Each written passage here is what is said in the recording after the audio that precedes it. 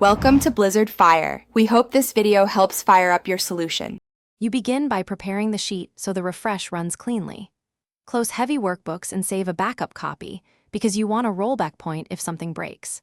Next, open data queries and connections and inspect each connection name and type to confirm sources.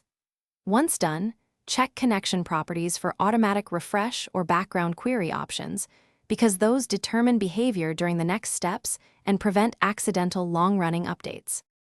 You now perform the actual refresh. Choose Refresh All or refresh individual queries that matter. If a query is complex, open Query Editor to preview and apply steps. That way you see transformation issues before committing. Make sure to monitor the status bar and any error messages. These explain why a refresh failed. If precision matters, disable background refresh so Excel waits until each query completes before continuing, which helps when dependencies exist. Finish by validating key cells and pivot tables to confirm data updated as expected, then save the workbook.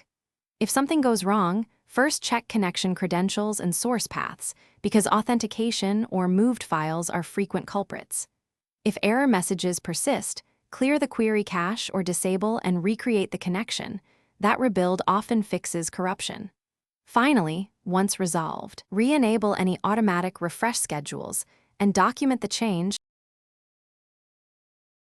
Thanks for watching. If you found this helpful, don't forget to like and subscribe.